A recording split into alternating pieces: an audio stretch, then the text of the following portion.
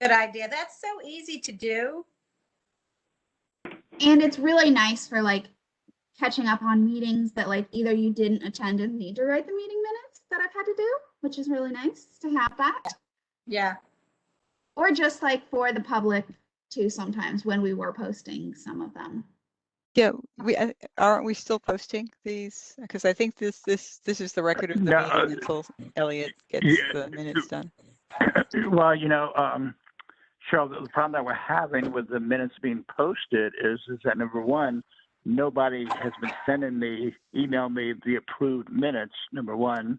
And with the minutes, since we've changed secretaries, the ones that takes the minutes, so forth, at the end of the approved minutes, there's a place where I sign off on, and they're not including that. So that's something we have to deal with.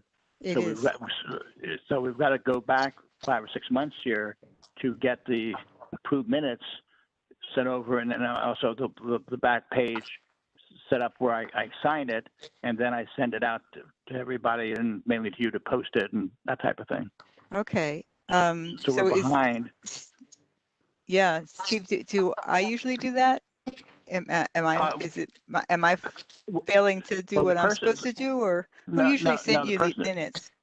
It would be Denise or somebody would send me the approved minutes, because I wouldn't have the approved minutes. Somebody would have to send me the approved minutes. It wouldn't be you, Cheryl, because I think it would be Denise would send me the approved minutes, and then I would sign them, and then I would email you a copy for you to post on their website, and then I'd send one to the guy from the library, and then that's about it. So we're not getting them, but. Mm-hmm. Sounds like so, Steve, why don't you send a note to Denise and Elliot and see about what the logistics should be. Okay, yeah, I'll do that with Denise because usually at the end of the meeting, when we had a physical meeting, at the end of the meeting, I would get the approved minutes from Chris, Barbacek, and he'd give me the approved minutes, and then I would sign them, and then he would take them off and send them away. But where recently in this time period prior to the change of secretaries, that somebody, I guess Denise would email me the minutes with the bottom portion where I sign my name and everything, and I sign it, and then I would send it to you, Cheryl, and you would post it, right? And then I'd send it back to Chris or whatever like that. But that hadn't been happening in 5 or 6 months because the secretaries that were filling in, I don't think knew to add that to the minute. And I know Elliot wouldn't know that either, you see. So we got to go back to look at the previous minutes from like November, December, and you can see how it's been signed off on. And that's got to be added to the bottom of the approved minutes. Because, these minutes go back and forth, so I don't know which one's approved, which one's not. So somehow somebody's got to let me know which minutes have been approved. So. Mm-hmm. Yeah. Yeah, so we'll get with Denise and Elliot and work that out. Okay. Do we have anyone else that should be here that might be a caller that is a panelist? I think it's just myself and Carol or the call-in panelists. Okay. Generally, yeah. Generally, unless something else misses. Here, I think that we have a caller that might be Barbara. Barbara Peters. It looks like we have one member. I think. It's like we have is one. This Barbara? Yes, it's Barbara Nafe, and I'm trying hard to let you all stop talking long enough to hear me. Yes. Oh, come on, Barbara. That's just a step too far. So, for some reason, WebEx won't let me in anymore. My son came on and redid and everything it said I had to do, which is go to another level of WebEx, and we did, and it will simply not accept my effort to get in. So I'm on the phone, and that may be the case until we're in person because it just will not connect. So I'm here. All right. Okay. I didn't All mean right, to be and rude. then- It was just frustrating because I can hear everything you all have said, the full discussion. So, Okay. anyway, I'm here. we have a Lynn Garvey as well. Is she In? panelist? Yes, she is a panelist. She's I will also a panelist. I will You unmute guys, her. can you guys hear me? We Yeah. can hear you, Lynn, Yeah. but we Yeah. don't have a picture of you. How do I get a picture? Because it just didn't do that for me tonight. I've checked out once and come back in. It seems that you're signed in as an attendee instead of a panelist, and the panelist is where you would be able to see each other. I can Alright. send you the panelist link, Why don't you do that? I'll do that. Because I just as soon be able to. and then we have a Okay, I'm gonna, Cody Carnes as well. okay, she's not, Toddy Carnes. She's an attendee. Okay, want to make sure. And then Yeah. I will send you the link. okay. I'm gonna leave and come back in. And we had Sue Schumann a minute ago. Oh, but she's, There she is. looks like you're here now with this one. Yeah. All right. I think that may very well be all of us, or it certainly is most of us, and I can at least start the, since it takes another 5 minutes to read all this stuff. And I know we're already recording, so I'm going to start reading the various motions for FOIA, and by the time I'm done, hopefully we'll have worked out our technical difficulties. So I'm But you going have to pass the gavel to Lynn. I have to call it to order first, Carol. So I'm going to call the meeting to order. And to conduct this meeting wholly electronically, the History Commission needs to make certain findings for the record to evidence our compliance with all applicable laws. These motions address this compliance. Oh, yes, and now I'm going to, they don't have that in the script anymore, but I'm going to pass, Lynn's not see it. on yet. It's after roll call. Yeah.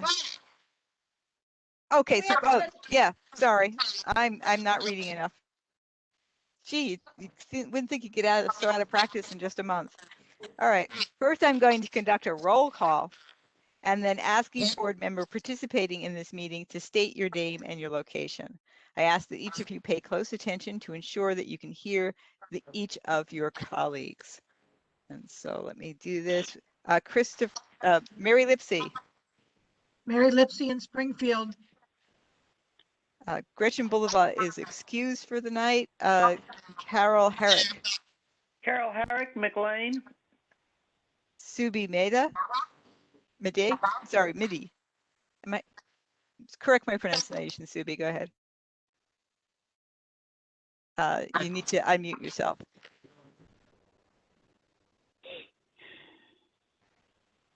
So sorry. You did find the second time. Subi Mehdi McLean. Midi. All right. Thank you. Elise is excused.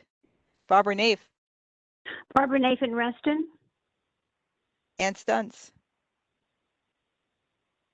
And Stump here in Vienna. Okay. Phyllis Walker Ford. Phyllis Walker Ford, Clifton. Barbara Peters. All right. Barbara Peters.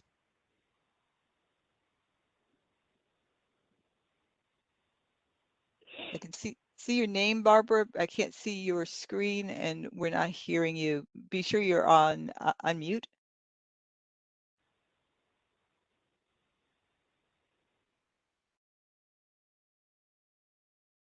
Okay, we're having some technical she's issues with Barbara, right or she just steps aside. We'll come back to her. There you go, Barbara. I unmuted Barbara from my end. Good. Okay. Okay, I am here. I have logged in at least 8 times. Oh, and have been unable to, this is finally, I'm able to see somebody. I could hear you, but I couldn't talk. well, we're glad to see you and hear you. Thank you, Barbara. Do you want to state where you're calling from? Annandale, Virginia. Thank you. Tammy is excused. Sue Kovacs-Schumann. Sue Kovacs-Schumann from Mantua, and I can't get my camera to work, and I had to log in 4 times too, so I understand the problem. Thanks. Yeah, I'm sorry.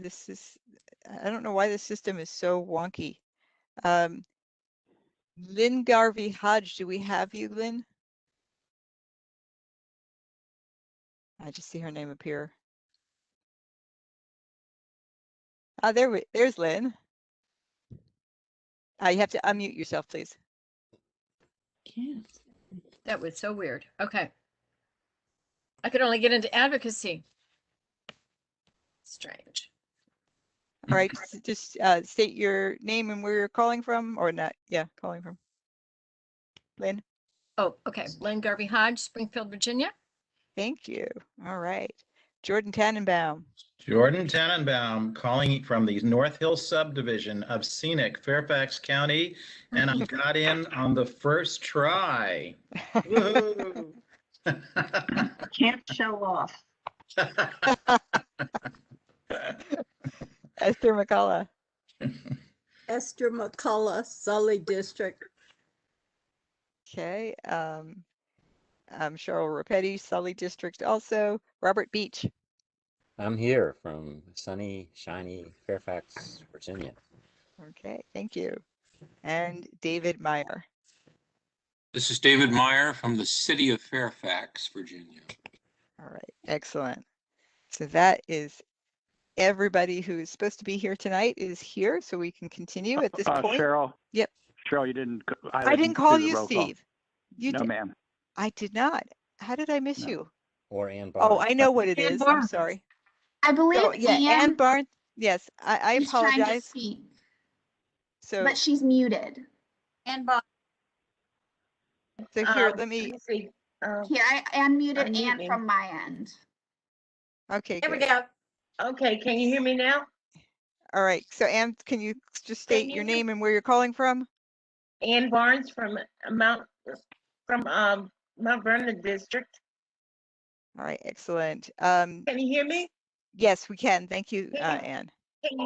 Okay. Steve Sherman. Yes, Steve Sherman from Franconia, Lee District. And Sally Lyons is not going to join us tonight, unless Sally, you actually did manage to come. I know she was thinking not likely. All right. Sorry. So I have a printout that has dark lines and names that were in dark lines. Without my glasses, I couldn't see them at all. And I didn't realize I was missing names. I apologize to Steve and to Ann for that. All right. So now I am going to pass the virtual gavel to our vice chair, Lynn Garvey Hodge, and so that I might be able to make the appropriate motions. So here you go, Lynn. All right, that's heavy. Also, Lynn, I have made you the presenter for when you want to share your screen. Oh, hot dog. Okay, well, let me work on that. So, okay. Yeah, that'd be later. Bring it up. I have to bring it up. It's not up on my screen. Okay. Thank you. Appreciate that.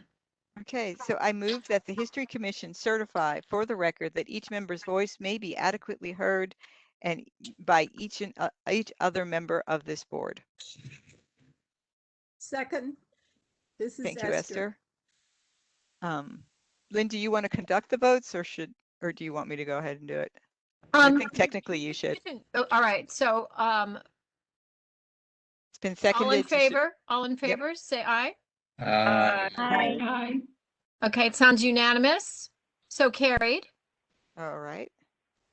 Second, I move that the History Commission certify that the state of emergency caused by COVID-19 pandemic makes it unsafe for this commission and the public to physically attend this meeting in person, and the usual procedures cannot be implemented safely or practically. As a result, I further move that the Fairfax County History Commission conduct this meeting electronically through a dedicated video and audio conferencing line, and that the public may access this meeting by calling 1-800-44-621-3956 and entering access code 173816731. I think I got that right. Is it Kira or Kyra? Which do you prefer? It's Kira. Okay. You missed hopefully- a one. I missed a one? 173-186-7391. Yes. Okay, good. I mean, that's what I have on the agenda, and I hope I updated it correctly. So I second. Thank you, Esther. Lynn? Oh, okay. Shall we vote on that then? All in favor of that motion? Aye. Aye. Aye. Okay, all right, so carried. All right. And lastly, the need to dispense with FOIA's usual procedures. I move that the History Commission certify that the matters on its agenda today relate to the COVID-19 emergency itself, are necessary for continuity in Fairfax County government, and or are statutorily required or necessary to continue operations and the discharge of the History Commission's lawful purposes, duties, and responsibilities. So moved. Oh, wait a minute, let's vote on that. Yeah. Second. A second. Thank you, Esther. Okay, all in favor? Aye. Aye. Okay, vote carried unanimously. All right. Thank you. And Thank- here's your gavel back. Thank you so much, Lynn. We appreciate that.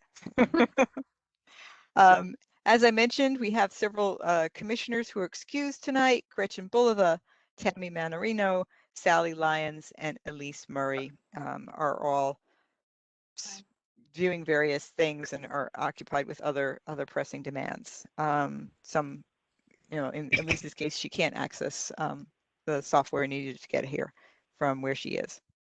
And we do also have a great guest tonight, who is Grace Davenport, who's joining us from the Heritage branch of Department of Planning and Community Development. Is that correct, Grace? You want to just introduce yourself very briefly? Yeah, hi everyone. My name is Grace. I am from Columbia, Maryland, where I currently live. And I started about 3 weeks ago. I have backgrounds in heritage site interpretation, and I previously served as the Trail Tourism Program Manager for Anacostia Trails Heritage Area in Prince George's County in Maryland. And I worked at the Benjamin Banneker Historical Park and Museum in Baltimore County in Maryland. And I got my master's in historic preservation at the University of Maryland. So I'm really excited to be here tonight, and I'm really excited to hear what everybody's working on. Wonderful. Do you have any idea what projects you're working on these at the department? Yeah, mostly I'm doing developmental review, and I'll be helping Laura with the architectural review board. Okay. Well, welcome. We appreciate you coming tonight and seeing how this works. All right, let's proceed to the approval of the minutes. Do I have a motion to approve the minutes and pay the clerk? I move we approve the minutes and pay the clerk. Second. Okay, so the motion has been made and seconded to pay the clerk. All those and to approve the minutes. All those in favor, please say aye. Aye. Aye. Any opposed or abstain? Hearing none, the motion passes. We are good.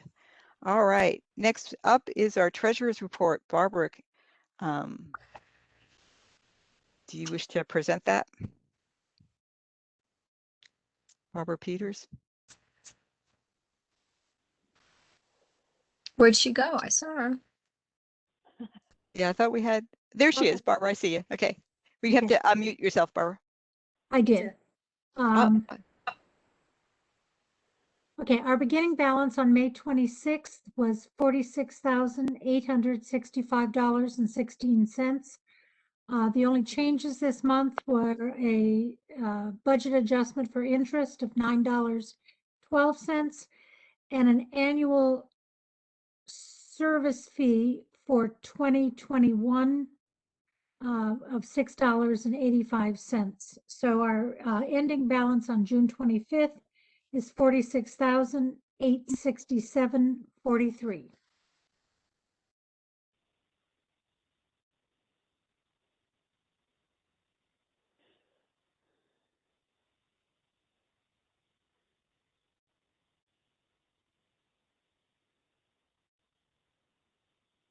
Hello. Did you want to make a motion that we accept your report?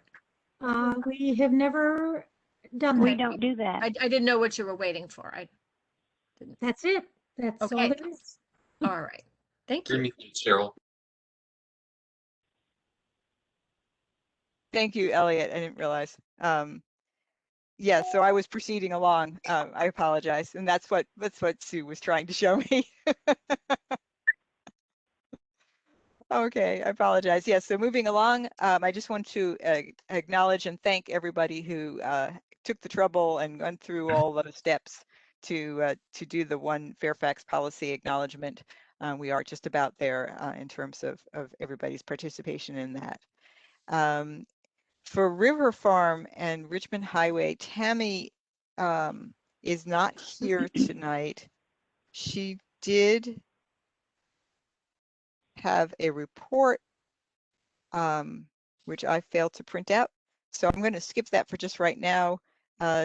Jordan, is there anything that you want to add about Soapstone Connector? I don't know. Well, well, that's my question. So asking the staff, Grace, I guess, is that right? Or any other staff who are here, or Kyra, do you, Kyra, do you know whether or not, do you have any update? Because they're not likely to send me anything. Maybe they'll send something to you, Cheryl. They probably haven't. But we're waiting for the mitigation report, the proposed draft mitigation for the adverse effect. I haven't seen anything. And so curious what you guys might know about what's going on. I'm kind of in the dark on this right now. Do you have anything to share? Sarah? I currently do not have anything to share on that. I have not heard, but I will write it down. It's about the soapstone connector, correct? That would be correct. That would be correct. So in Denise's report, there is some comments about that, and I think it is, we're just waiting. Let me see if I can find it in her report.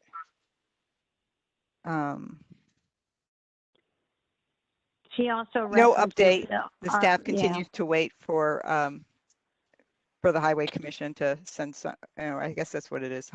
Anyway, the feds to send something, the draft memorandum of agreement. Okay. Okay, so that's what I have to report. Yeah. Not a hell of a lot, but yeah. And let's see, Carol, do you want to say anything about updating us on the McLean CBC? They did vote on that. I believe the vote was taken last week to approve the plan that was submitted, and they have right now accepted the fire station, so it's going to remain as of now. So that's a home run. Yeah, that's great news. Congratulations. Yeah, that's neat. I won't jinx it by saying anything too positive, but yay. Well, they've approved this plan for the Central Business District, and right now the firehouse is going to remain. So we'll see how that turns out, but it looks pretty good. So I'm glad we wrote letters, and the firemen wrote letters, and a lot of people wrote letters. Excellent. All right. Sue, do you want to speak about Dunn Loring School? I don't know that you really have anything to say, but feel free to. You're muted. You're muted now. my turn now. Yeah, thank you. No, I don't have anything to report, and people have not gotten back to me, and I suspect everybody is at the beach except me. Yeah, So that as might soon very as well. I find something, I will send it along. Thanks. Okay, thank you. Hey, All right, We're not at the beach. None of us are at the beach, so it's okay. Well, you But can't everybody else. tell. We've all got just screens behind us that look like our regular house. I have a question for Cheryl. Were we supposed to say something about One Fairfax policy acknowledgements, or did we and I missed it? I thanked you and Yeah. everybody else for completing that acknowledgement form. That was Okay. really, I wasn't sure how far along we were when I added it to the agenda, but I believe we were just about at 100% in terms of compliance. And so, Cool. so yeah, so I just want to say thank you. You know, that we had a deadline of June 30th, and I think we kind of, you know, mostly made it. I think what I'll do with regard to River Farm and Richmond Highway is I will post Tammy's report in SharePoint, and I will also email it around to everybody. You know, and you can also see from Denise's report where it's the next step is that there will be a board meeting about that additional new legislation that came through. And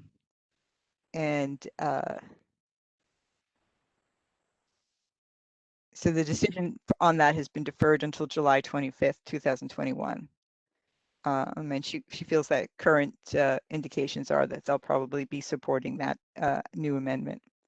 And on Richmond Highway, she and Chris Barbershop were able to tour the inside of the Wells Fargo Woodlawn branch building on Richmond Highway, and with descendants of the owners, and that they learned a great deal and captured photographs of the interiors, some of which are apparently in pretty good original shape.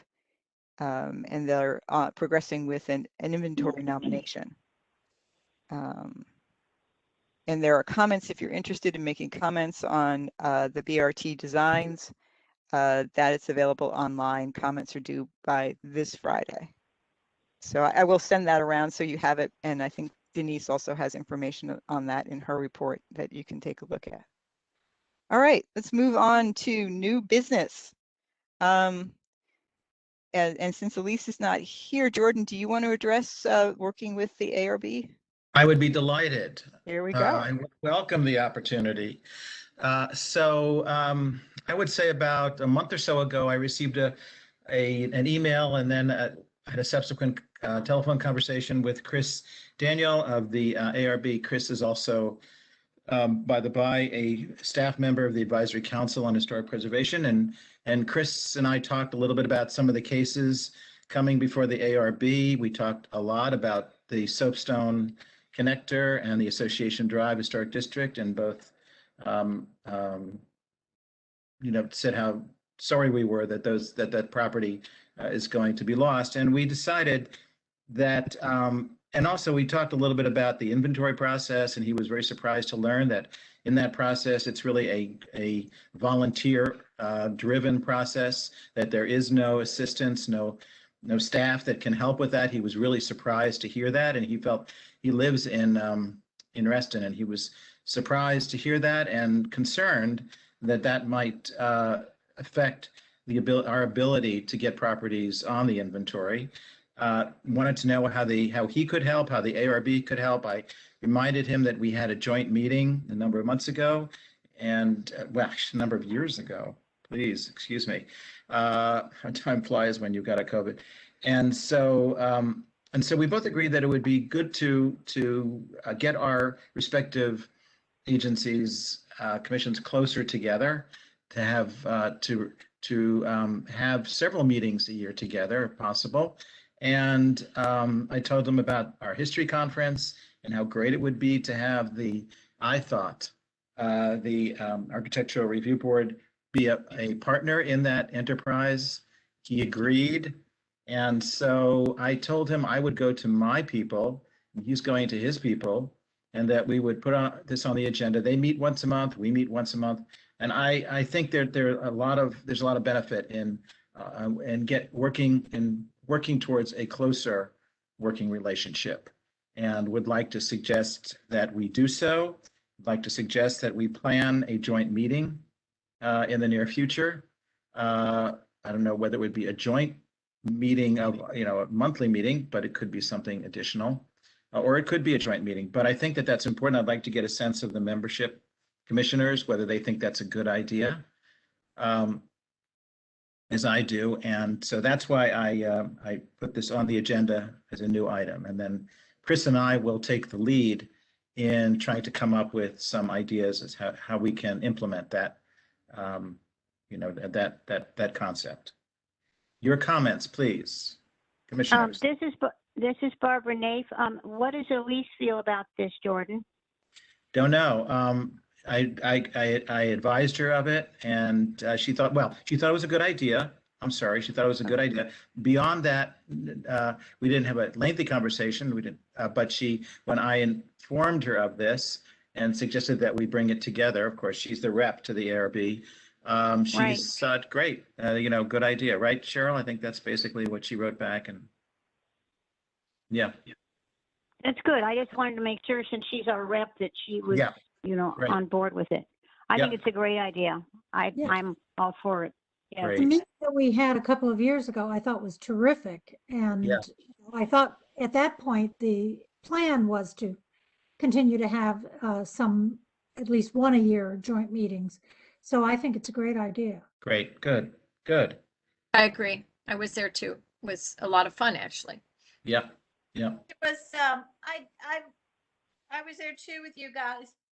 And I just feel like it opened up a whole new part of the county to us, that here are these people who are interested in so much of the same that we are, but they come at it in a little bit different. So I think we can learn a lot from each other and collaborate on more projects. I think it's a good idea, Jordan. Great. They're anxious. He's got quite an impressive background, and he personally would be would enjoy helping us with things, with inventory forms and things like that that we have to fill out. And he would be delighted, and he felt that some of the other members too would want to help out with some of the tasks. I think that would certainly be something that Elise, because Elise sort of mentioned that possibility, or said that would be one way that the ARB could help. I know that she made that comment at one point in time about having them help with inventory, especially Reston. I'm sorry, there was somebody else who started to speak. I didn't mean to step on you. It was Barbara Naif again, and this is institutional memory. Many years ago, we did this. It was a Park 30 staff and the History Commission and the ARB. We met in Clark House, and at that time it was another ARB member who was very enthusiastic, but it was difficult to get the other members involved. So I hope that Chris can encourage the other members of the ARB to be, because it has to be a group. More power to him, but we need to make sure that he's got his group enthused with him. It's just an observation, not anything other than, we're enthused, and I hope that he can generate the same enthusiasm, because some of them look at their assignments very narrowly. Excuse me. He's doing the same thing I'm doing next month at their meeting. Okay. And then we're going to compare notes. Good. Okay. Thanks. Thank you. Great. I know Denise also has been talking about, and I'm not sure what she's actually done towards this goal, but she was talking about a joint meeting with the ARB at the courthouse to look at that project. Great. Oh, that would be good. Yeah. All right. I think we really sort of need to work with Elise to progress a little bit further on this. And like you said, Chris is going to be looking at talking to the ARB. Yeah, he's also going to encourage all of them to attend our history conference and to encourage people that they know in this field or interested in this field to attend the history conference. That opens up, that kind of partnership, I think, is also helpful, Lynn, for what we're doing. Yeah. So, yeah. Absolutely. Yeah. And I won't attempt to speak for Anne, but in terms of the advocacy committee, this is really what we're kind of all about, is advocating one another to do all the good work that we're doing. Yeah. So yeah, good. So good. One more good thread. Yes. All right. Yeah. Yeah, I like that metaphor. Good. Good. Do you want me to move on to the next item? Sure. I was going to say, if there aren't any further comments, we can go on to talk about the Dulles Sky Chief Building. Right. So I'm sure you'll be happy to hear this, another 106 case. And this would be the demolition of the Sky Chef's building, part of the Dulles Airport Historic District, a property that has been determined to be eligible for the National Register of Historic Places. This is an FAA case, so I believe that they're still under DOT. I got this from Sonia Ingram of Preservation, Virginia. So my hope, and I'd like to make this in the form of a motion, is that we ask to become a consulting party, be invited to become a consulting party. This is an adverse effect already. They're going to demolish the building, which has been part of the historic district since the Dulles Airport was built, contributing element to the eligible district. And I would imagine that since it is in both Fairfax and Loudoun County, that the staff may know something about this. The staff hopefully was invited to participate in the process and in the all important consultation. But in any event, Cheryl, I'd like to make a motion that the History Commission send a letter to the FAA requesting to be with a copy to the Metropolitan Washington Airports Authority, requesting to be invited to protest, requesting to be a consulting party for this particular 106 case. Discussion.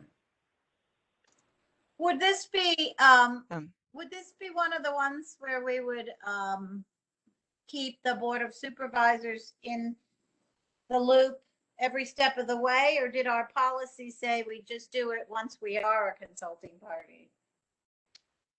I don't know. I forget. Well, we can look back on that. I think I'm in favor of it. Okay, great. Somebody has to second the motion. I'll second the motion. Thank you. Thank you. And that was Carol Herrick, by the way, Elliot, who seconded the motion. Yeah, and in terms of addressing your point, I think that so we definitely would run this by Supervisor Smith and McKay. I'm not sure if we should also loop in Drainsville and Hunter Mill, but at minimum McKay and Smith. And just sort of, I would imagine, I mean, that we could just copy them on our letter of request, or we could sound them out a little bit ahead of time before we send that letter out.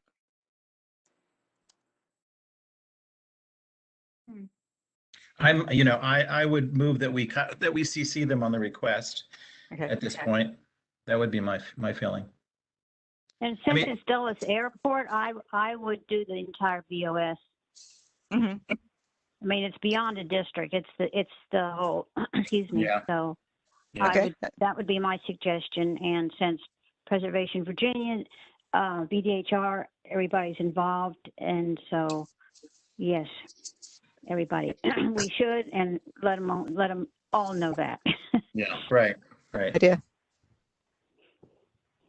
In a way, I mean, remember, FAA has a responsibility to invite all interested parties, so we're helping them with their job. Right. Yeah. Always like to help the agents. Always like to help. Yeah, I don't know if folks have looked at that expanded agenda. I do have the contents of that letter. Yes, you do. Yeah, so you can see that Thank that you. it is we are, So, they are looking for input. so would we consult or bring the matter to the board first before we send the letter? In this case, I wouldn't. Yeah. I think that we're, Because yeah, go ahead. I'm sorry.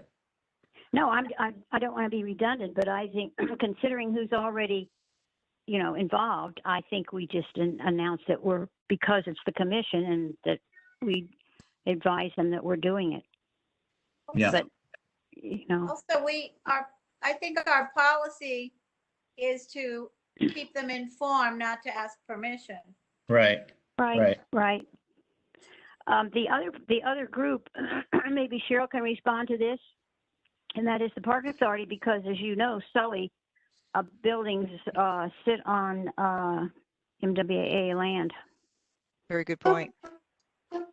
So if somebody at the Park Authority doesn't know, and sometimes that happens,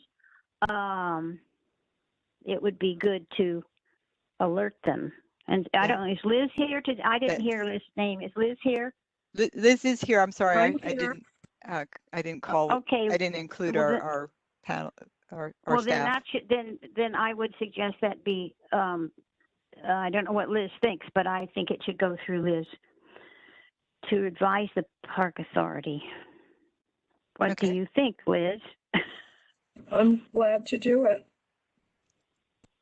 Do you agree? Certainly. Okay. Next week.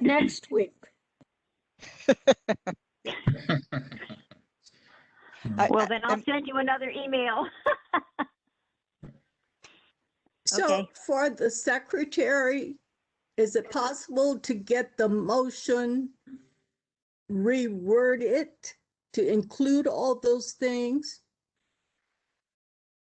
So we Okay. can state what the motion actually is? So, Okay. Jordan, do you want to So- restate to include these specific details? All right, so the History Commission is I move that the History Commission prepare a letter to be sent to the FAA, copy to the Metropolitan Washington Airports Authority, copy to the Board of Supervisors, I guess, copy to the Park Authority, requesting that the Fairfax County History Commission be invited to participate in the Section 106 consultation for the proposed demolition of the Sky Chefs building, a part of the Dulles Airport Historic District, a property eligible for the National Register of Historic Places. Second. Okay. Good. All right, so motion has been properly made and seconded. Do we have any further discussion? All right, and then let's go on to a vote then. All those in favor? Aye. Aye. Aye. Any opposed or abstain? All right, motion carries. Great. Cheryl?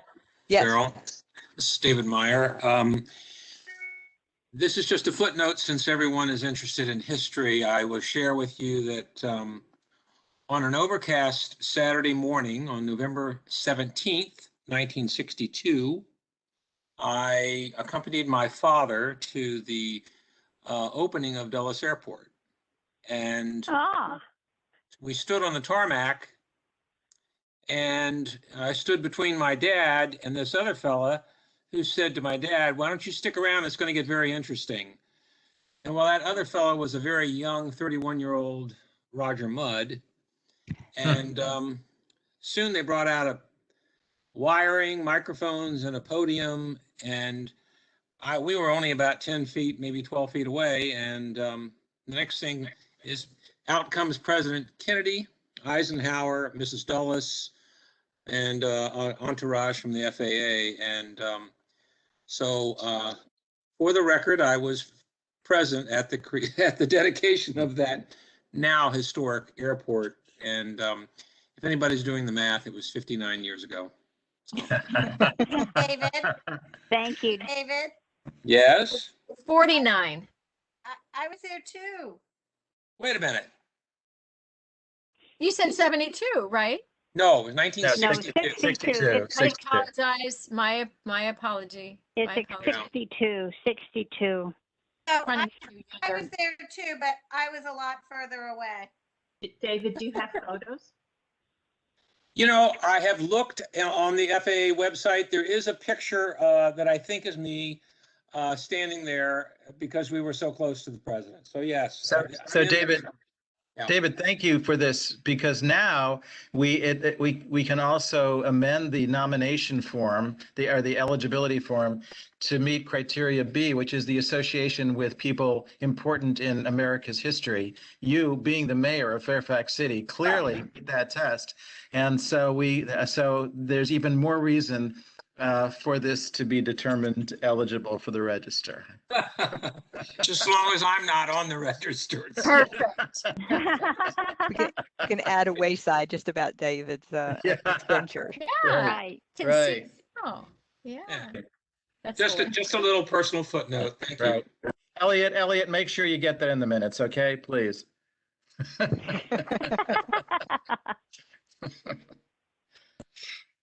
Okay. All right. So I guess Jordan, do we need a second motion to actually delegate people, or we just go ahead and I think Jordan, do you want to provide? You're the chair. Hmm? You're the chair. You can just delegate, can't you? I was just about to do that. Yeah. Good. Well, gee, I hope you'll take into consideration the terribly overworked acting chairman of the Advisory Council on Historic Preservation. No, you're Soapstone's quiet, so Jordan has lots of time. Yeah, okay. I will be happy to prepare a draft and get it to you. Just because you'll know the wording way better. Yeah, of course. Oh, great. Thank you so much. All right. Okay. I think our next step is staff reports. Well, I guess I'm starting out. First, I want to apologize because I didn't get my report in ahead of time, but technically I'm on leave right now. But in any case, I'm here. I'll just give you a brief report. Archaeology is being done at Ash Grove in preparation for work that's being done to stabilize the Ash Grove kitchen. And Robin Ramey and a team of field technicians are working on this field stabilization. There is a concrete collar that was built around the base of the kitchen at one point in time, I think in an attempt to stabilize it, but there are intact strata beneath that, so we're quite excited. A couple of years ago now, Justin Fairfax had come out to Ash Grove with his father, and one of his ancestors had been enslaved at Ash Grove. So that building is believed to have been the upper story of that is believed to have housed enslaved workers. So we're very excited about what might be found out there. So we were hoping initially the work would be done sooner, but it's looking like we're going to be out there a few more weeks. As well, the archaeological lab staff is currently working on artifacts from Riverbend, from the archaeological investigations out there, some work from Colchester, etc. And Heather Hembry, our collections manager, has been working very hard to try to deaccession materials that are not from Fairfax County collections. And so there's a number I was in there early last week to sign paperwork, and I believe at the time I signed more than 40 forms for deaccessioning of materials. And some of them were from neighboring counties in Virginia and a few in Maryland, but there were some as far away as England and the Bahamas. I volunteered that I'd be glad to accompany those artifacts there and hand deliver them. But somehow or other, I can't imagine the park authority would be willing to underwrite that. The other thing that is new is now I can officially say that Tyler Ball has accepted the position as an HRS1 archaeologist. He has a master's degree and his specialty is in Native American archaeology and artifacts. So we're very excited to have him. We also have made an offer as of about 4:30 this afternoon to a successful candidate for the HRS2 position that was previously held by Amy Wells. And by the next meeting, we should be able to tell you who the successful candidate is. So that's where we are standing with that. And we were supposed to be having a meeting today on the next phase of the collections facility planning, but that was then moved to next week. So in any case, that is what, you know, the highlights of what's new with archaeology, and I will pass this information along to Elliot. Thank you, Liz. That was great. Liz, that first person you spoke of, who is the Native American expert archaeologist? Yes. Will we be able to have him involved in the history conference? I will check and see. I hope so. Okay, that would be fantastic. Okay. Thank you. All right. And thank you, Lynn, for sending that written copy to Elliot. We appreciate that. Let's move on to museum collections. Megan. Hey, everyone. A lot of my updates kind of overlap with some of the stuff that Liz already said. So she already mentioned the repair work being done at Ash Grove's historic kitchen.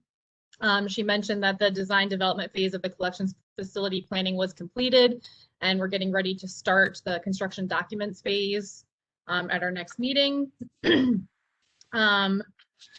There's one small thing that's changed since I submitted this last week. The next Historic Sites Volunteer Corps event was scheduled for this Saturday, but there wasn't, the minimum number of people wasn't met, so it's being postponed to August 14th at Stemson House.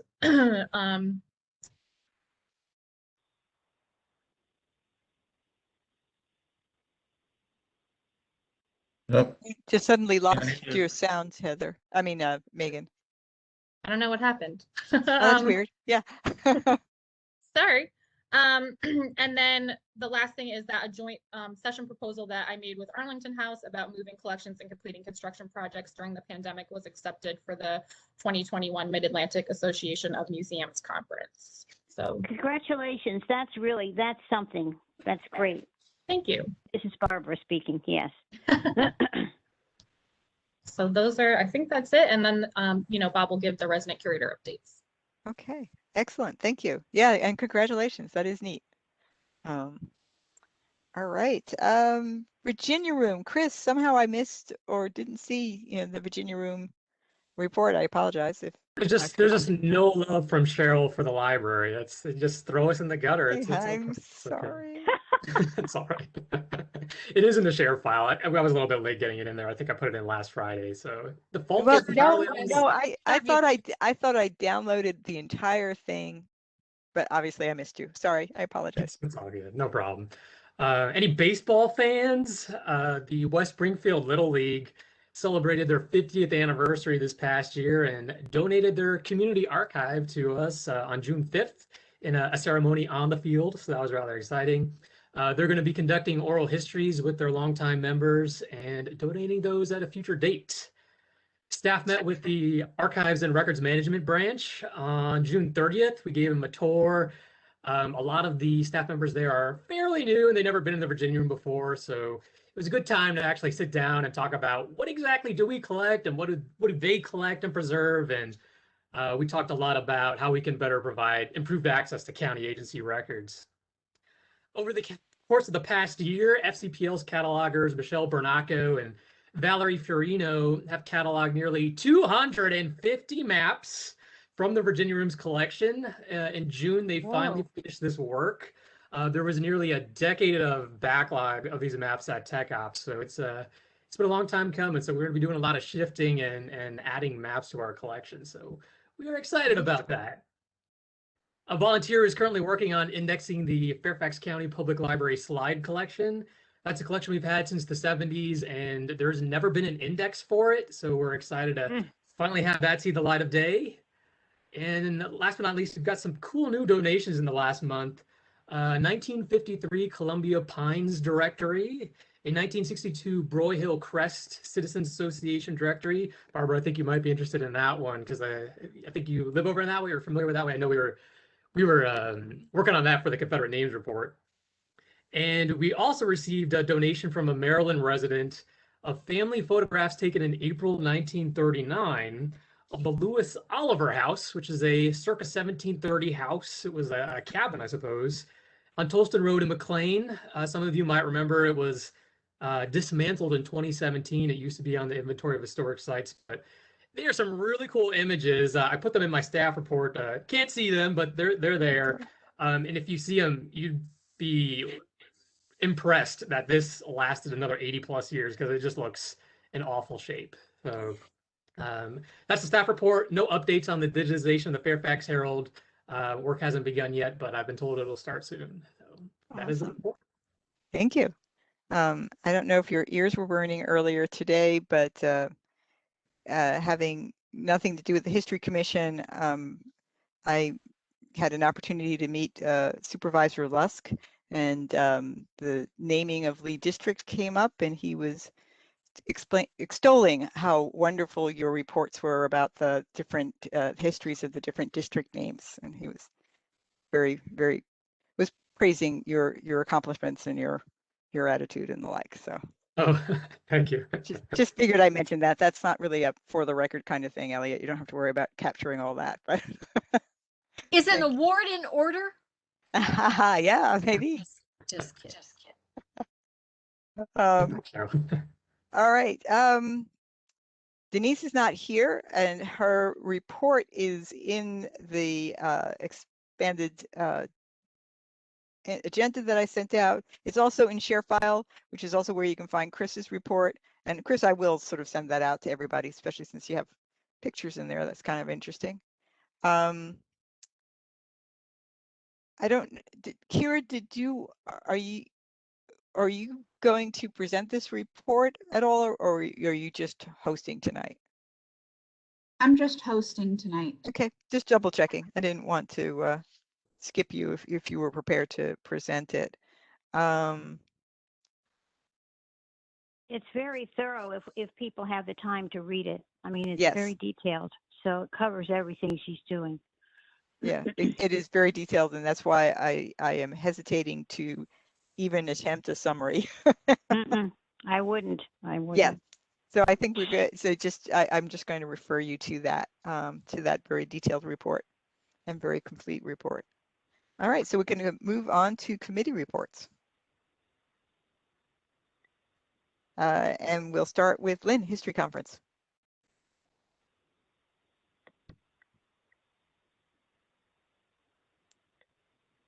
We lose Lynn?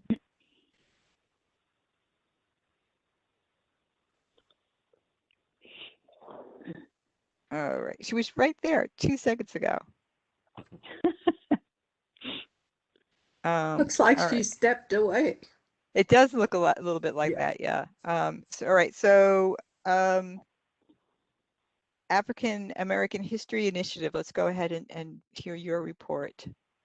Phyllis. Good evening.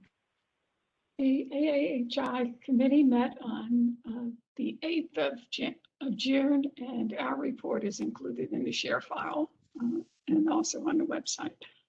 We had 12 members in attendance, and we covered talking about the template, the history conference November 6th. We're going to be participating and sharing some of the finds that we have uncovered in African American history in Fairfax County.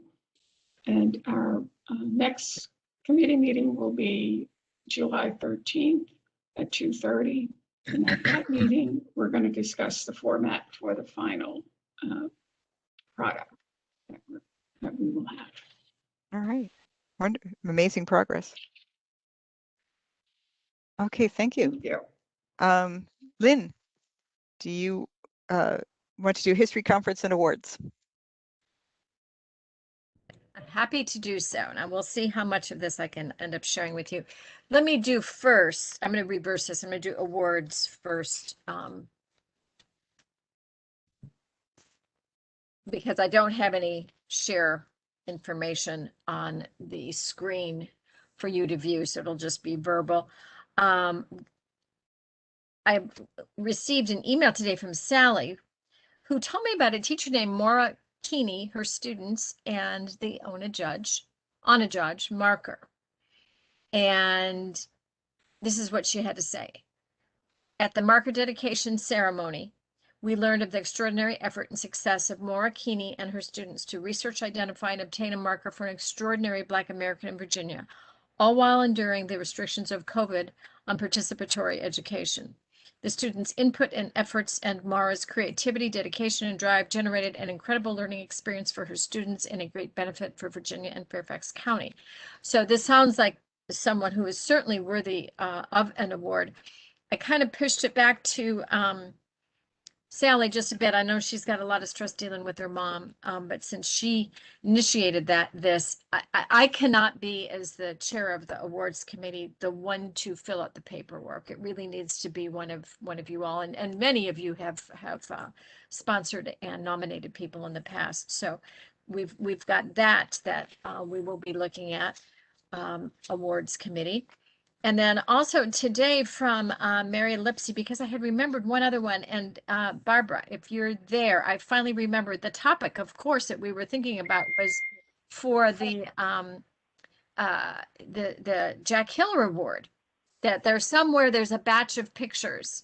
I could not find in my files. I know we talked about this. Barbara, it was either you, Mary, maybe somebody else had mentioned. I don't think it was, I know we talked and I don't think it was me. I don't think so. Does that sound familiar to anybody? Because I don't want to lose any momentum on that if we I know can move forward on that. All right, just you all put your incubator hat on. I'll keep thinking. I had no luck since you emailed. I'm sorry, but that's yeah, fine. I'll That's keep fine. thinking. So Mary did also suggest Jeff Clark with the Fairfax County Public Schools. And I will tell you, I have sat in on some of his presentations. He is awesome. He's just absolutely awesome. He's done research and videos on the history of the schools. He's done some great websites like the desegregation of the schools. I know he's presented with Heather Bollinger on the lost towns of Fairfax County. I think she helped do a partial presentation on that at one of our conferences. And then of course, Brian Hines of West Springfield High School, who has just really worked with those young people who have attended our conferences. And in fact, a couple of years ago, received an award. So anyway, that's all I have for the moment about awards. And if anybody recalls, I'm going to go back through my emails again. I could not find anything on that. All right, so now let me do a quick share with you all. All right, let's see what happens now. Oh my goodness. Here we go. We're going to start at the beginning. See if this works. Uh-oh, wrong picture. Don't want that. I don't want that. I thought I deleted that. Okay. So we don't want that. Let me try this again. Son of a gun. Oh, wait a minute. There's one that I recognize. Let me do this first. This one. Can you all see that? It says I'm sharing. My computer says I'm sharing. Can you see what I'm And sharing? yes, we can. You can. Okay, perfect.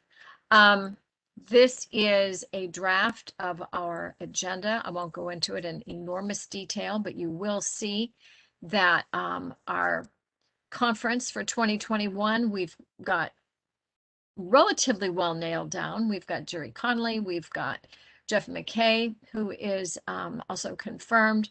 And the morning is going to be devoted to Native American heritage and archaeology, which is why I asked Liz what I just did about this new gentleman that she's just hired. And I also understand we don't have 7 federal, I just learned this today, we have 11 federally recognized Native American tribes. So my whole point in all of this is that the morning is basically going to be devoted to Native American history within our county. And we've got Brian Hatch as a presenter, possibly this other gentleman that Liz spoke of, Elisa Pettit, who will have just received her doctorate. And then a segue into our afternoon session will be our keynote, who is Noah Cincinnati, who will be talking about the economics of slavery and how the African-American community was affected, and quite frankly, how all of the United States was affected. He's just a fabulous presenter. We're going to do an hour and a half or so, not quite an hour and a half, for a lunch break. And I do again want to point out that this is going to be a hybrid conference. We will be live streaming. We will also be offering it in person at the Sherwood Community Center. And I was going to wait till I got to the budget to talk about this, but I'll do that right now since I've mentioned the Sherwood Community Center. I am very grateful for Mayor David Meyer to have worked with the city of Fairfax to make sure this year that the cost to the History Commission for using the Sherwood Community Center for this year's history conference is a large zero. It will not cost us anything. So thank you again, Great. Mayor David. That's just fantastic. All right, on into the afternoon then here. Let me try to organize this a little better on my screen. You've heard a bit of what Phyllis has already said about what's going to happen in the afternoon.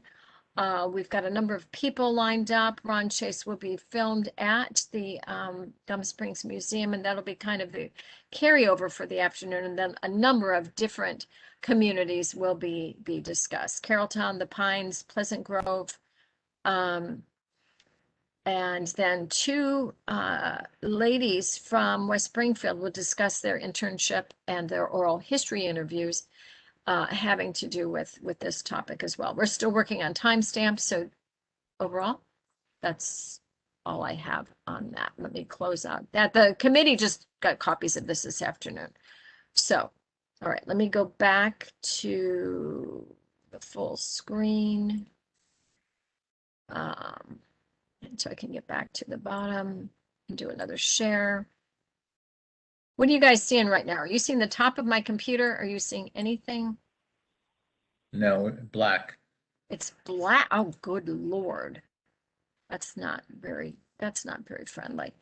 Now I don't see how I can, oh, there's where I can share, I think. Okay. Kira, I need your help here because I have me, but I don't see at the bottom how I can share. Wait a minute. It says I'm sharing Microsoft Word. So, I'm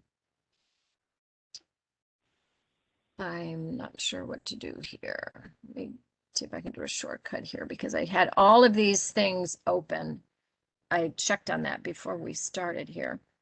Let me see. Can you see that? Can you see that? Yeah. Okay, so it's funny because all I have is that. All right, so this is what our save the date looks like. I worked on this a bit today. We've got a different picture, part of the Native American piece. We've got a nice photograph in here. This is from River Bend, the Native American Days at River Bend. That happens in the summertime and summertime or early autumn. And I just loved how colorful this was, and so we're tying that together. This is what the save the date will generally look like. It's still in draft form. We were working on the second page of it, which is where we register. We are going to be asking for in-person admission to be $25 and for people that are live streaming, $5. And that will provide us with a couple of areas of information. One, we'll obviously have some idea of how much food to plan for. And then secondly, have some idea of who all's live streaming so we can see what our success rate is or isn't in that regard. The second page needs to be redone. So half the page is for in-house or in-person registration rather, and then also folks for online. Okay. So we've got that, and then let me see what else we've got here. I wanted to show you our budget because that's pretty important. Here we go. Can you all see that? Yeah. Can you see that? Yeah. Yes. All right, wonderful. So 2019 conference information is at the top. We now have a revised estimate for food from Jason's, and believe it or not, if we do box lunches, that was less expensive than the way we used to do Jason's. So our, let me just jump down to the bottom part here. If we have 65 attendees at $25, that's 16,125, 10 exhibitors at 1,553, authors 45. Those are just guesstimates. So our revenue would be about $1,820. Zero for facility rental. Isn't that awesome? Jason's comes in at a $1,352, and we seem not to have ever really budgeted before for a tip. So Esther and I talked through all that. And by the way, Esther's one that gathered all this information. So hats off to Esther on this one. Tip would be 270 copies, 100. This is very similar to what 2019 was, and then added a little bit more. Decorations, 225, awards, 200. Those are for the plaques and the content of them, the color copies. Monetary awards went up a little bit on this because we really weren't sure what to expect. Honorarium for Noah is $250, and we threw in another miscellaneous for $53, and that brings us to a total of $3,100.04. So the cost of the commission will be about $1,280, and I was delighted to see that there is some carryover money from conferences in the past. And let me see if I can find this on our agenda. Yes. Balance carryover, $1,899.81. So, folks, that being the case, it's not going to cost us anything this year. In fact, we may have a little bit of money left over for 2022. At least that's what it looks like now, which I think is absolutely exciting and fantastic. Committee, anything else I've left off here other than when we're going to meet again? Well, this is Esther. On Jason's, we did not estimate the crew from Channel 16. It's true. And I recall there might have been about 5 people last time. And the young men that worked really enjoyed the food. So they did. We would need to allow for that, and also the speakers. So we might have as many as 10 more meals that we do gratis. So it may be, the number may go up to like 70. I just used the numbers you gave me, and you worked from 60. So anyway, but I'm really happy you're bringing that up, because it looks like even with that extra food and those extra people, we'll still be able to do this. So this 1352 will probably change depending on what our numbers look like. Lynn, this is Barbara. May I ask a question? Sure. We talked about Esther finding out if since we're going to be doing boxes because of COVID. So this is the new price based on if we have box lunches and if we have single wrap pastries for breakfast. That is correct. That is correct. This is single wrap blueberry muffin, as I recall, for breakfast. Yeah. So this is under the new regimen, and this is what the cost would be. Great. Thank you. Yes, I discussed with the manager. It's the same manager we've had before at the other store. And I discussed our concerns, and that we wanted to err on the side of caution and safety, and have things Right. wrapped. Yeah. Right. So that includes a wrapped blueberry muffin for breakfast, coffee, tea, and orange juice, but a decreased amount of orange juice since there's always orange Yes. juice left over. And box lunches. Lynn, Yeah. Lynn, this is Mary. Yeah. Are we going to do a scholarship for kids or students who want to come and pay? You know, I think that's a great idea. Can we throw that on the agenda for our meeting on the 28th of July? And talk about how many we would want to include. You know, I don't know, 10 would be fantastic. That's what we've invited. I think there was 8 last year, or the last year that we met in Okay. person. Yeah, yeah, yeah. So let's make sure, Mary, oh, you're not going to be there because you're not on the committee anymore. Can you shoot me an email about that? I'll Sure. put it on the agenda. Thank you. That's an excellent, excellent idea. So anyway, folks, I think we're cooking for the conference this year. I'm having people ask me about it. I'm experiencing people being relieved and happy that there is going to be an in-person option. So it all sounds good to me. Anything else, committee? Thanks, Esther, again, for all your good work on this. And Liz, too. Liz was busy sending me pictures today. Okay. I think that's it. Hearing nothing, I will minimize it and go back to that. Thank you. Yeah, it is very exciting. Everything's starting to really come together. Are you back to the speaker view now? You're not looking at black again, are you? Yeah, we kind of are. I don't know what to do. Maybe Kira has to bring it back. Kira, because I don't see my little place down here where it's, well, wait a minute. Up here I have, let me do my options here. Oh, I don't know. It says, let me go to me. I don't know how to unshare. Kira, there? Usually there's just an unshare button. I have nothing on my screen that won't let me do that. Sometimes it's hidden under different windows. It'll be typically on the original window that you were sharing. Oh, wait a minute. Here we go. It went to the top of my screen. Oh, stop sharing. There we go. That should do it. We good now? Yep. All right, great. That's it. All right. Thank you so much, Lynn. Yeah. All right. So sorry, a little distracted here. Markers, Mary.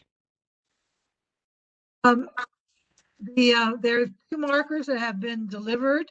That's the James Lee Elementary School in Carrollton. The FMD will be telling the contractor, and of course it's up to him when to install them. I want to make sure that we invite each one to have a dedication ceremony. I know I talked to some of the staff at James Lee, and they're very excited about having the marker. And I do have the cover that has traditionally been placed over the marker, and that someone, can unveil it. So hopefully we'll have 2 dedications coming in the future. Natalie Knight of FMD is working with VDOT to get a permit approved to install the Pleasant Grove Historical Church historical marker. I got historical in there twice. Anyway, the Pleasant Grove Church marker on VDOT property, which will be along Lewinsville Road. Once the permit is approved, then I will call a meeting of the marker committee to review the text. I didn't want to get the horse before the cart and approve it and don't have any place to put it. So that's coming first. Denise Dressel and I met with Supervisor Palchek and community members of Voices of Black Fairfax.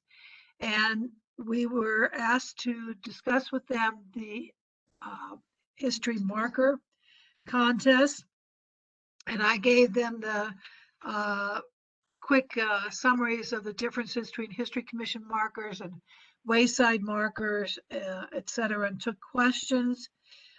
I was asked if the history marker program has an equity plan, which I had to honestly say I'm not sure what they were asking. What I was getting from that is that how do we choose markers that are, reviewed and installed? I explained that these come from applications that we are not, have a conscious plan of district by district or topics, that it is, submitted by residents in the county. The question was brought up then that should the History Commission have an equity plan? So I've just let Cheryl know that request. And Cheryl, I don't know where to go with it from there as to whether you want to discuss it now or we can discuss it next month, whatever. Well, it was specifically about the marker program and not. That was my understanding, yes, because I was talking about the marker programs, yes. So then would it be mostly something that the marker committee would first really address? And I don't know. Well, I'm like flying in blind here because I'm not sure how this is done. And, with the contest, they are planning that every district have a marker installed. And that definitely would be, equity. I think they were amazed that, I don't say amazed, that they were, curious that we did not have a system of accepting markers, that it is just been, for the years that we've had it, people in their districts choose to have a marker and go through the procedure, and markers are installed. So I do not know if this is something that is a History Commission discussion or marker committee. We're glad to do it. Marker committee discuss it and then come up with ideas to bring back to the History Commission. I just need some guidance on this. Mary, is the issue who's funding these markers? Is this the equity issue or is it just? No, it's the topics, I believe, not the funding. Yeah. Okay. As a member of the committee, this is Esther. I suggest the committee hash it out and bring it back to the group. Okay. Because whoever made the suggestion evidently didn't understand exactly how we do the markers and how the funding comes about. Right. So if there are several things to look at in trying to do an equity thing. All right. Well, we will look at that in the future and have a committee meeting, maybe attached to Pleasant Grove. We'll see. We'll get it done in the future, and let me lay out some ideas on topics to cover and get it out. Okay. Yeah. There may be some models, like DHR, the Virginia Department of Historic Resources. I know they have like a mission statement and things like that for their markers. We might take a look at that. Okay. I certainly can do that. So are there any other questions about the marker committee? If not, I'll move on to cemetery. All right, for the cemetery committee, I just want to let the group know that there'll be a cleanup at the Marshall Cemetery this Saturday, starting at 8 a.m. and it is being supported by the Trail Life Group from Emmanuel Bible Church in Annandale. This is a group that's similar to Boy Scouts in terms of community service, etc. And they approached me and asked about doing a cleanup at the Marshall Cemetery. So it's really nice that this is sponsored by them. It's also by the HOA. Burke Nursery is providing a truck for us to load, and I'm sure we will load the truck almost completely because it's very much overgrown, and then allow it to be dumped in their brush pile.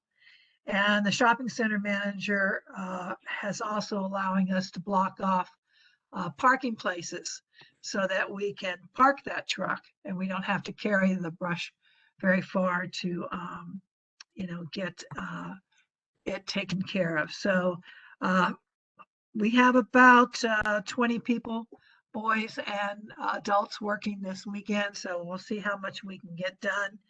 And the other thing is I'm working with a family who lives in Florida who is related to the Covert family on Bonnie Mill Lane. It's actually across the parkway from Green Springs. And this is always a problem in that she is one of 25 cousins that own the cemetery, and she's the only one interested in trying to take care of it. It's located between two homes on either side, and it's a fenced cemetery that is completely overgrown. And she's looking for assistance to, remotely help get the place cleaned up. So I'm working with trying to get some volunteers or an Eagle Scout. It is rife with poison ivy, so I can't even walk into it. This is a problem that we have in a lot of these cemeteries, is either the owners don't live in the area or we cannot find any owners. And how do we, do cleanups? So Elliot, I will send this to you tomorrow with the additions about the discussion about equity plan. And that's my report. Thanks, Mary. All right. Thank you very much, Mary. Cheryl, can I jump in here for just a second? Mhm. I neglected to share a date for when the History Conference Committee is going to meet again. It'll be Wednesday, the 28th of July, 7:30. Wednesday, the 28th of July. Thank you, then. All right. Ethic and oral history, Esther. Thank you, Madam Chairman. My report is very brief because the last time our committee met was on June 17th. We had 3 people, so there was not really a quorum.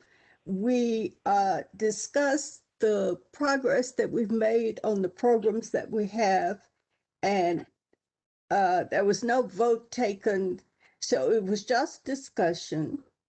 And since then, I have received information from Channel 16. Pam sent me information on the date to interview our next group, and that's the end of August.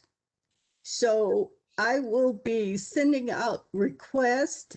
I'm going to call some names, and if you're interested in interviewing that person, please just give me a note. Just send me an email. Kate Hanley, Joan DuBois, Linda Smith, that's SMYTH of Providence. We don't have contact for her at all. And John Cook, who was with Braddock. So we're going to do at least 3 interviews. And in order to get 3 people, I almost have to ask 4 people. So we'll be working on that next.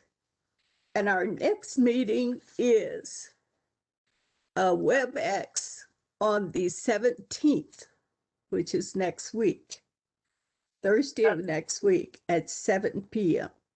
Is that the 15th? I wrote down. I'm sorry. Thursday of next week. Let's look again. Let me see. Make sure I'm getting the right. Yes, month. it is. Yes, 15th. Esther, I'm going to pass. I've got a birthday dinner that night because I'm turning 39 again. So we got to. I'm sorry, it is the 15th? Yeah. And you're turning 39? That's correct. That's historic. Okay, well, yeah, you can pass. Okay. I'll bring you up to date. And hopefully we'll have a quorum and be able to do some discussion on the next portion of our programs, because we had several different levels discussed that we wanted to pull off. And we've only started on the first level of interviewing the Board of Supervisors. So I look forward to seeing everybody else, if possible, even if it's just 5-10 minutes, so we can get a quorum and get some real discussion going. Any Esther, questions? This is Carol. Yes. Esther, this is Carol. Have you contacted Joan Dubois? I attempted, but I might not have a current email. Well, okay. I'm not sure she still lives in the area. That's why I'm asking. I would like to do the interview because she appointed me to the History Commission. But you did. You're contacting her by email. Yes. Okay. And I received the information from the office of Jeff McKay. Okay, I'll see if I can run something down also. I thought she had left the area, but maybe I'm incorrect. So, okay, I'll see what I can do and I'll get it to you. Thank you so much, Carol. I appreciate that. And Sure. I also wanted to announce our committee has grown in that Sue B is joining us. And we're very happy to have her. She's going to fit right in with the group. Looking forward to it, Esther. Thank you. That's the end of my report. Subi, I'm sorry, I forgot to mention you too. Subi's also joining the conference planning committee, and she's already done her homework by meeting with Greg Wilson and taking things out of his garage and putting them in hers. Yeah. Yep. Looking forward to that too. Great. Thank you, Subi. Yes, storage is always a significant contribution. All right. Thank you, Esther. Appreciate Sure. that. Bob Beach, Oh, Rob Resident is Curator fine. Program. You can hear me, right? Rob is fine. I answer to that. Reports are very short, but very precise. So just 3 items. Upcoming projects at the Hannah P. Clark and Yeti House include structural improvements to the cellar, service source resident curator for Elmore Farmhouse has stated special exception in the application process, or at least, excuse me, they have started the exceptional application process for approval as a nonprofit for use of the property. And number 3, the resident curator at Turner Farmhouse hosted a 2-week-long volunteer event in June, partnering with local youth group to complete repairs to the garage and milk house structures on the curator property. So there we are. So that's the report. Thank you. Thank you, Bob. Appreciate that. You bet. All right. Anne, do you want to give us a brief update on bylaws? It's a little bit of a. Okay, am I unmuted? Yeah, yes, we can hear you. Thank you. All right. Well, good evening. I would think at this point, because there were some questions that needs to be responded to, and it was too much for me to try to get some clarification before our meeting tonight. If you would allow me to get that with my committee, and I'll get that cleared up. I heard a few things, even during the meeting this evening, that I wasn't quite sure if those events had taken a place. So I'll need to check with some of my members of the committee and report back to you by the next commission meeting. Are there any questions from? I think one of Anne, Yeah. I think one of the things that that vote we took last month was for the redlined version, that we can compare the old with the proposed. So Do you remember that? I had to go look at the minutes because I'd forgotten. So that's one of the issues I think we're waiting for. And I think that can be done either by Elise, who offered to do it, or I'm sure that the attorney is to doing that sort of thing too. That always helps. Yeah. When people are Well, trying to review legal documents. yes, well, I'll need probably just a few days to get that sorted through and make sure that it has happened or will happen. And we'll get the requested information out. And I believe it was by one of our own committee members who raised that question. Yeah. But I'll get that sorted through and report back again. I was hoping that we were about ready to just vote on this and move on, but we'll have a few more days. Yeah. Yeah, we'll This get it is done. Esther. I have a question. In the bylaws, and I actually printed it off, you have the committees, but I only see 5 committees. And certainly those are important standing committees, but we have a whole list of committees. Why are they not listed?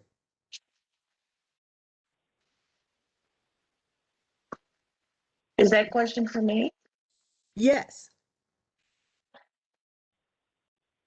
Why aren't all of the committees listed? I would imagine, Esther, because those are the ones we have to have. They deal with budget and things like that. And the other committees, the commission is free to set up. It doesn't have to be listed in the bylaws. Yeah, it just gives. This is Barbara Nathan. That's just my thoughts. I think it does. The intent is that committees come and go. They may be appointed for short durations, like the semis. The one I skipped over. The 2026. Yeah, 2020. Thank you. That's much easier. So yeah, so those committees may come and go, and so you don't necessarily want to enshrine them in your bylaws. It's only the committees that have to be part of the functioning of the commission that are listed. Agree. That makes sense, sister.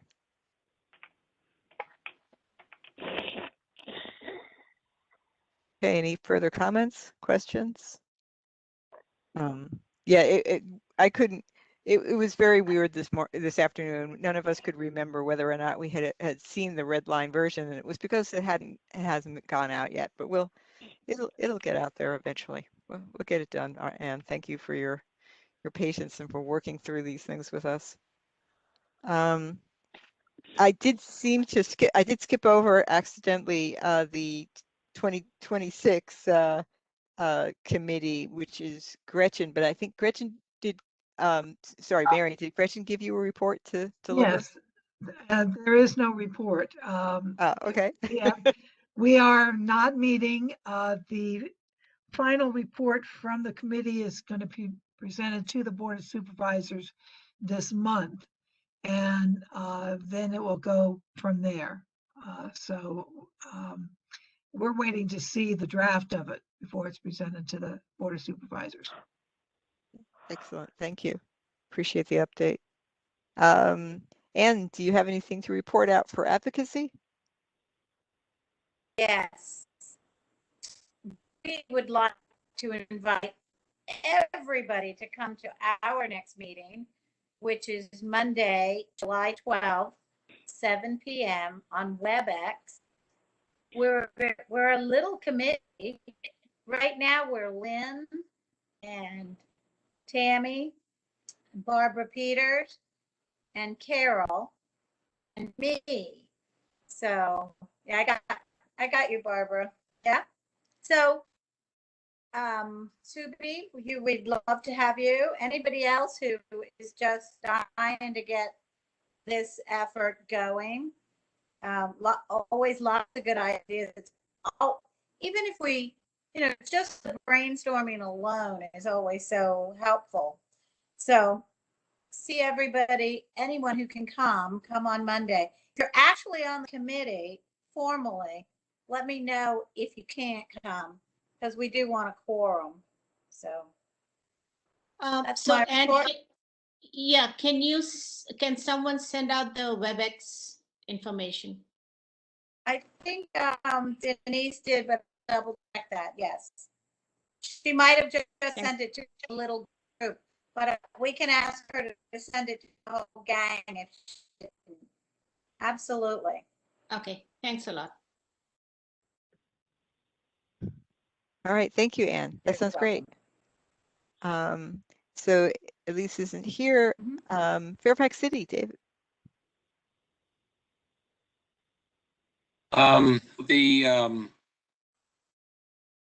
As I've mentioned before, Old Town Hall in the city of Fairfax is 121 years old. It's on the National Register. And we had one of the four columns collapsed this about 7 months ago. We have issued an award for an architectural study. We also have been able to find $600,000 for the restoration of the front of the building. If any of you are familiar with this building, it's really the iconic building for our city. And I'm very pleased that we're going to be making this investment for the restoration of the front of the building. We have an earmark request. It may or may not get funded from the U.S. government for another $2 million.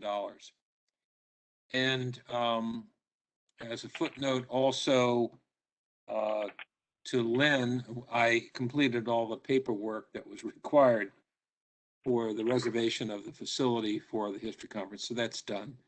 And that's pretty much all I have to report this month. All right, thank you so much. And thanks for doing all that, David. I know that was above and beyond. You're welcome. Thank you. Yes, indeed. Thank you. And last but not least, we have a new website coordinator.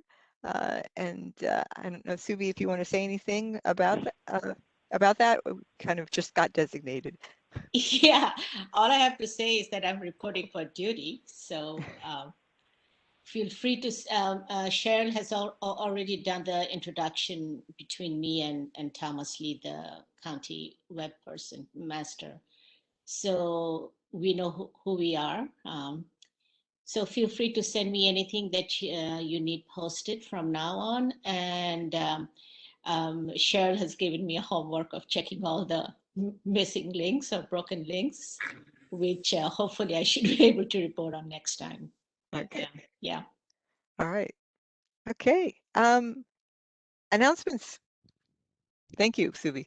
Sure. Mary. I just want to say that the Racial Reconciliation Group invited me to help on Juneteenth, and we placed flowers at every gravesite at the Germantown Cemetery in Fairfax City. And it was very well received by community who was walking by and seeing what we were doing. So I felt pleased to be invited to participate in that. I also want to say at the beginning of June, I had the time and the thrill to get to the Turning Point Memorial. And I just want to say, Bob Beach, it is moving. It is, and I know that Lynn, you all were involved with that too. It is historical. It is beautiful. And I tell you what, just standing in front of the White House fence where those silent sentinels stood, it just gave me goosebumps. So congratulations on that. It's just a job well done, hardly says it. Okay?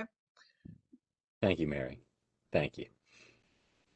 All right. Anybody else have announcements they want to share? Lynn. Yes, it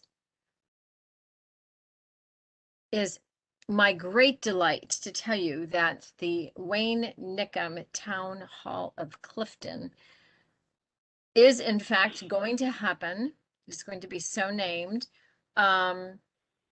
We learned a lot of interesting lessons along that particular journey to make all that happen. The good news is Elise and her inventory committee were very, very supportive.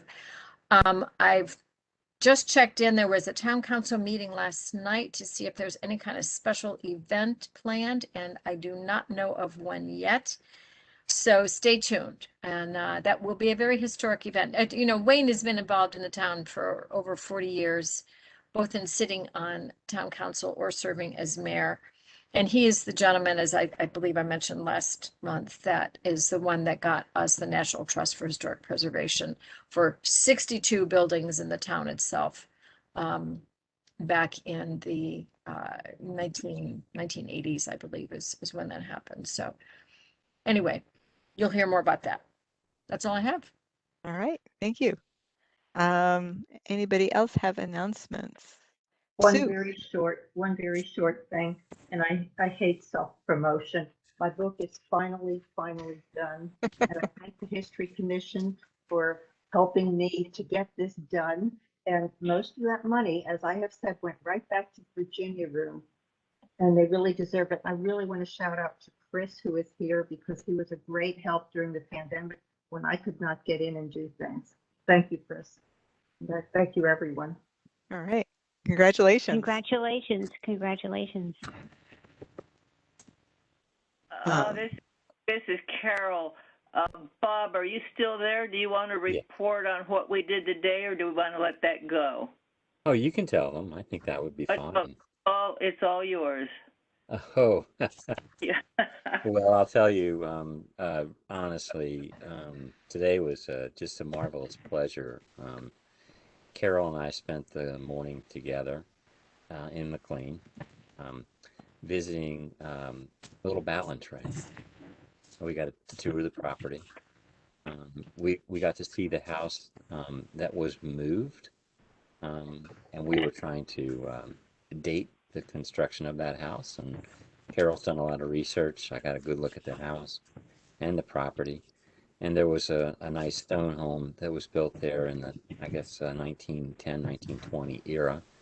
And it's a fantastic looking place. The owner is made a lot of maintenance type improvements, but has really, it really got the place looking great. The grounds, the gardens, just absolutely beautiful. So it's, we're hopeful. We planted the seed. And I think he's deep in thought, the owner, as to whether or not he's going to have his property listed on the historic inventory of Fairfax County sites. So the chances of that happening are relatively good. So give him a few days to sleep on it. We'll let you know if we are successful in that endeavor. So just a fantastic thing. If he's willing to go onto the inventory list, I guess we'll do a little bit more research and roll up our sleeves and dig in a little deeper and see if we can get the date of the house and its construction. So at any rate, yeah, it was certainly my pleasure, and thank you for inviting me, Carol, and getting me on the property and getting me to meet the owner, and hopefully we'll be successful. We didn't twist any arms, but well, maybe we did. I don't know. We'll find out. So anyway, it was wonderful. On the inventory, that's the object. So. Right. Yes, that's our goal. That sounds excellent. Yes. I'm envious. Being able to crawl around old houses is fun. Yeah, this one's in great shape. No cobwebs. So, it was beautiful. My cell phone is probably filled now. I'm too many pictures. So anyway, it was cool. All right, excellent. Anybody else have announcements? Steve, and other people who I can't see wave their hands. Anybody? I've got Ann. one. Go ahead, Ann. We are finishing up our month-long Liberties Amendments month. I show my screen frozen. We have like 30 events or more that the town of Vienna has been putting on. And we've finished up with the 13th and 14th Amendment. And now we're halfway through the 15th Amendment. And on Saturday, we kick off the 19th Amendment. I've just never experienced such a wave of history programs and celebratory and interesting things, cultural and nerdy history and fascinating history. It's just been stunning. It's the only thing that even comes close is may exceed in some ways is Fairfax City's whole effort on Confederate terminology and the whole listening and learning series that you guys are doing, David. I continue to extol because I think it's been wonderful. But Vienna's really knuckled down and learned a lot about our history and the whole efforts on equality and where we haven't really dived in too much to where we're going. We're going to do this every year so we can do more of that.